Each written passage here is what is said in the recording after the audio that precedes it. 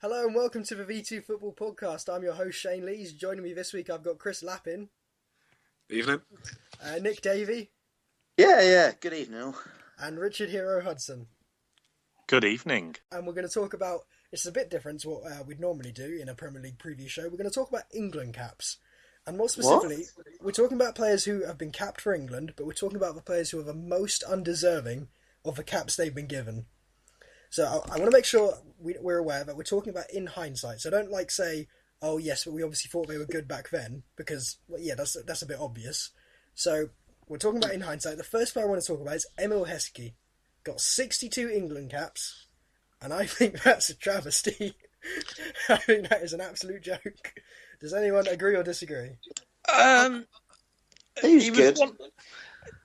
If you look at him as a striker, then it was a joke, because how many goals did he get? I think 7.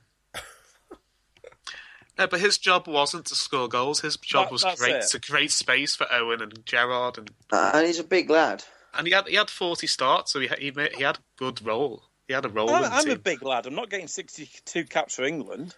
Yeah, but we're looking back at Emile Heskey's career now, and isn't it kind of obvious that for a very long time he wasn't really that good?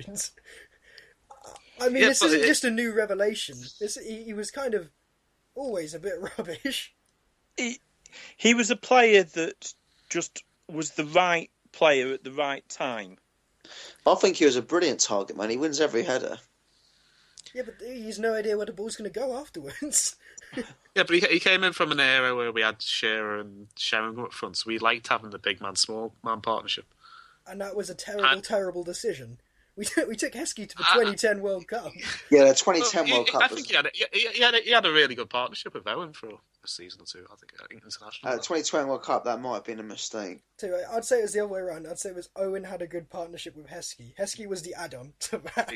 He was the... Yeah, but if you, I don't know, it's 01-02. I think they had a good partnership. I think Owen was a good enough player in his own right that he could have made a good partnership with just about anyone. Especially at that time. We forget just how good Michael Owen was at that point. I think that Heskey certainly helped Owen. I think he was a good foil to the main striker. He made a lot of space for him.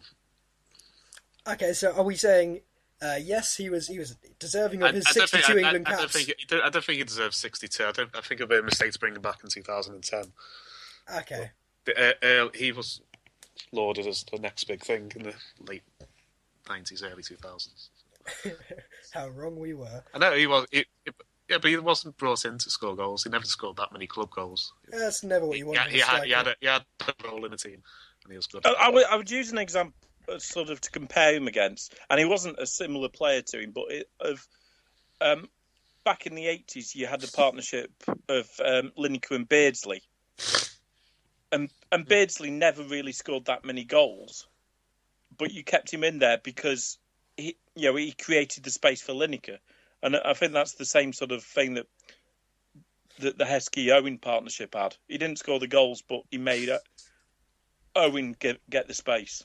Okay, so most people are disagreeing with me on that one. Fair enough, I can see why. Joe Cole is the second one I want to talk about, and that's 52 England caps for Joe Cole.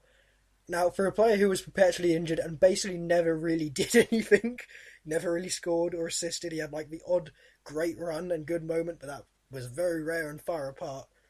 I again think this is just absolutely ridiculous. He managed to be a half-centurion for the England national team. I think the thing with Joe Cole was that any English player that ever shows that they've got a couple of skills in his locker, then they always get a lot more England caps than they ever should. Especially if they're comfortable playing on the left, because around the late 90s, early 2000s, we didn't have a left winger at all. We were playing left backs at left wing. We were playing Anderson and McManaman on the left just to try and get somebody, because somebody had to play there. I still remember Joe Cole being touted as the solution to England's left-sided problem. But 52 caps, I mean, I haven't got the list up right now, but you go through that list of players who got less caps. Yeah. Letizia got one cap in comparison. Let me just put it that way. Someone good on the left-hand side. That was a travesty. Well, yeah, and then Joe Cole can go and get 52. I mean, if he was in any kind of Joe Cole was our best player at 2006 World Cup. Was he? I honestly have no idea. Was he was brilliant. He was outstanding. That goal against Sweden, man. Wasn't it Hargreaves?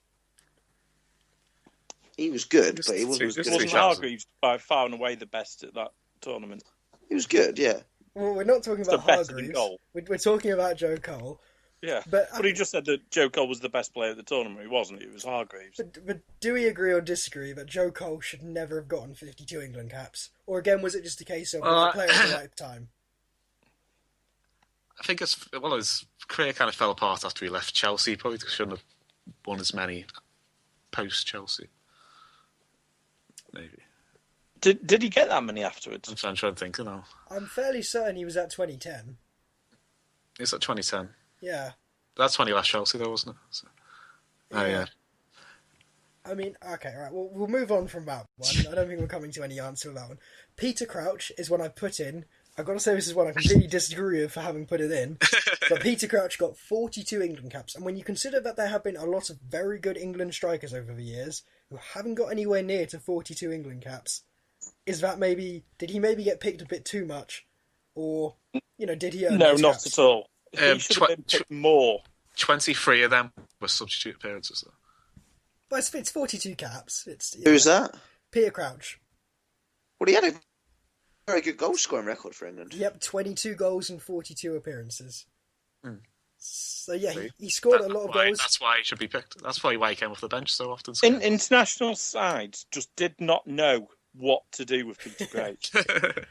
Well, yeah, you tried to play against him as a target man. It didn't work because he would then just get the ball at his feet, and it turns out he was amazing there.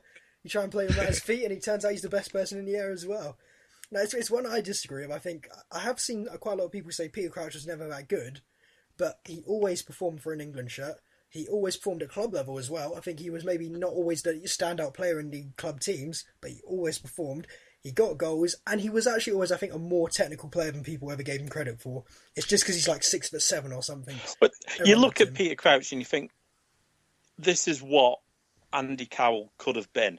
Yeah. And more. And it's a shame with Carroll with the injuries he's had, because he could have been that sort of big, awkward striker that international sides just don't know what to do with. Okay, so Peter Crouch, we're all fairly certain, yeah, he's a player who deserved his 42 England caps, maybe even deserved more. But this is the one that started this all off for me, this topic. Shaun Wright-Phillips, who has just moved to the MLS, got 36 caps for England, and that is 3 more than Ian Wright got. His dad, who is 10 times the player Shaun Wright-Phillips ever was, and he got 3 less caps. So 36 England caps for Wright-Phillips. Just get that into your head. I mean, Robinho's got 100 for Brazil, but Shaun Wright-Phillips, is this just proof that sometimes we are a sucker for quick wingers in England? I think we got lots of these players got caps back in the day when Sven-Goran Eriksson used to swap the whole team at half time as well. If you get an English winger that runs, they're in 100 metres, they will get 20, 30 caps. Because you look at them over the years, like Shaun Wright-Phillips. With Shaun Wright-Phillips, you have exactly as Aaron Lennon, Kieran Dyer. Yeah. None of them actually know how to lift the neck up, or any quality at the end of their runs. Yeah. But Shaun Wright-Phillips, of course, his career went to complete hell after he left, I think, Chelsea, if I'm getting this the right way around. No. Well, he did decently at Chelsea for a while, but then he ended up on the bench, and then it was after that it really started to... He then just stopped really playing football. But, I mean, okay, are we being harsh? Was he ever, really quite good, deserving of these caps? No. Just straight out there. Okay, yeah, all right. If I remember right, he used to just come on for Beckham in the second half most of the time, didn't he? I've got 2 players that I want to throw into the pot who are probably more controversial than any of the ones that you've put forward. Okay, yeah, throw him in, why not? The first one is John Barnes. John Barnes? Oh, that's strange. Slightly before my time. as a sort of like everyone thinks of the 1990 World Cup song, and that is probably his greatest thing he's ever done in an England shirt. Wasn't that the Brazil goal? Yeah, there's the Brazil goal, and I think he got 62 caps on one good performance. He got 79 caps actually. Jesus, wow! With 11 goals, so he technically has a worse goals record than Heskey. It's a winger though. He was sort of he sort of signifies the two things that we've just really been going on about. The wingers that have a bit of skill. He certainly had skill in abundance. For Liverpool, he was absolutely fantastic. And the wingers that just put their head down and run with it. He did both. He ran into every single alley, didn't get his head up, lost the ball so much. He was atrocious for England. Well, I like John Barnes, but I can see where you're coming from on that one. Who's your second one? The second one is Steven Gerrard. What? Okay, that is straight out of left field. What? Okay. For the number of good games he had 5 bad ones. What? And for a player that is meant to be of the level that he was at, as sort of touted as one of the best midfielders ever the English game has had, he did not live up to his potential. What? What? That's kind of not me for 6. That one, Stephen. Well, I don't really know what I can see what you're saying, that he hasn't performed in an England shirt, maybe as much as he should have done. But that's what it's about, though, isn't it? It's about in the England shirt. Well, yeah, but the other players we're talking about, we're saying there is questions about their overall talent in the first place. Steven Gerrard was one of the best central midfielders of his generation. Yeah, but he didn't do it in an England shirt. Yeah, he did. No, he didn't. Yes, he did. When? In the one game against Germany? No. He played well in the 2006 World Cup, one of our best players. Behind Joe Cole and Owen Hargreaves that we've already gone on about? No. He did all right. He played well in the 2002 World Cup, Euro 2004. His buddies let him down in the Euro 2008. 2010 World Cup, he was probably our best player because he was surrounded by idiots. Euro 2012, he was probably one of our best players. So no, I disagree completely. I can agree that he was hyped better than he was, and I think especially with what's happened recently with Gerrard, I think that has kind of confirmed it, especially when you think Scholes and Lampard didn't quite get the same send-offs. But I still think he's been one of England's better players for the last sort of 10 years. I think he's been of a good standard, but I don't think he's been of the standard that the hype train put him on.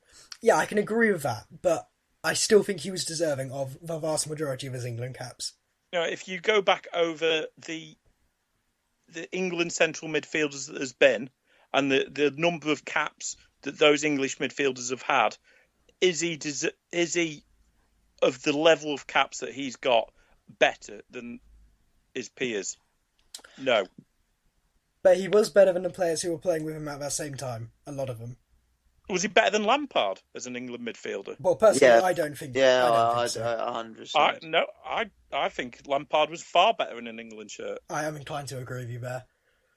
Okay, we'll move on to the last one because we're not going to come to any kind of answer on that one, and that's Tom Cleverley. Now, Tom Cleverley's got 13 England caps, and he's still fairly young. But the reason I think he merits a place on this list is because, one, he only ever got into that England squad because he was playing for Man United. And two, I think he's 23 or something now, and he is never going to get into that England squad ever again. So for a player who got 13 caps off the back of wearing a red shirt, I think that's ridiculous, and he doesn't deserve any of them. I think it's quite obvious he never had that much ability. No, he should never have won an England shirt. Who's this? Cleverly. Yeah. How many caps on that now has Phil Jones got? I have a little list on Microsoft Word. I can't check that one. Because that will be embarrassing. Yeah.